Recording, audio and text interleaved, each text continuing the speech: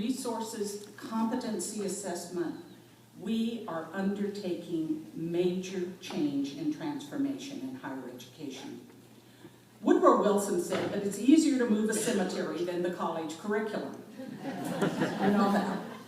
I also heard someone say the other day that it's easier to change the course of history than to change a history course.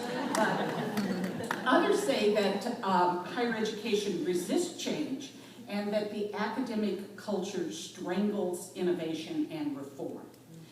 That has not been my experience at all. Some of the most rewarding times in my career have been giving birth to and growing an innovation or a systemic change, usually involving technology.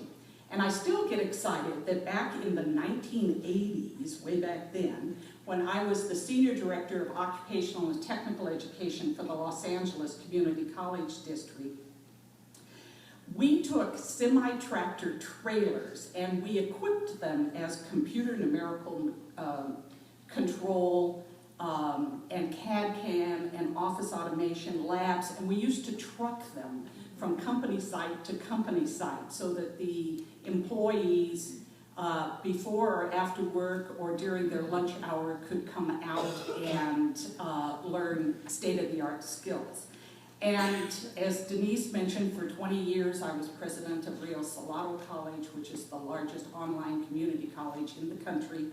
And I absolutely burst with pride that Rio Salado developed and successfully operates an integrated systems approach to online learning and student services that results in an 86% retention rate of its students across disciplines and across demographics, and that the system allows students to start classes almost every week.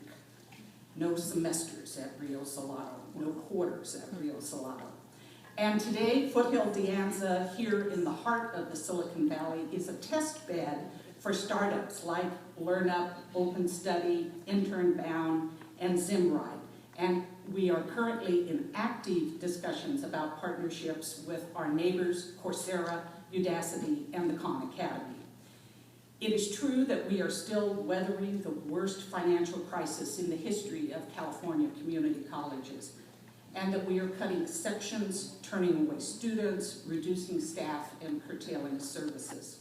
However, rather than batting down the hatches and waiting out the storm, now is the time to be innovative and creative. Now is the time to partner. Now is the time to share best practices, and now is the time to think and work smarter. And our students expect this from us. A 2011 study by Cisco is fascinating. Do you know that 1 in 3 college students and young professionals consider the internet to be a fundamental human resource, as important as air, water, food, and shelter? 55% of college students said that they could not live without the internet, and they cite it as an integral part of their lives. And if forced to make a choice, 2 out of 3 young people would choose an internet connection instead of a car. 2 out of 3. And a study of undergraduate students in information technology just released by EDUCAUSE sends the message that, quote, institutions and educators need to balance strategic innovation with solid delivery of basic institutional services and pedagogical practices, and to know students well enough to understand what innovations they value the most. The report concludes with these recommendations. First, continue to support blended learning environments and reward innovation. Second, don't underestimate the importance of technology to students. 3, look to emerging and established leaders for strategies. 4th, develop a plan to learn about your students' technology profile. And finally, work with faculty to experiment with open educational resources and game-based learning.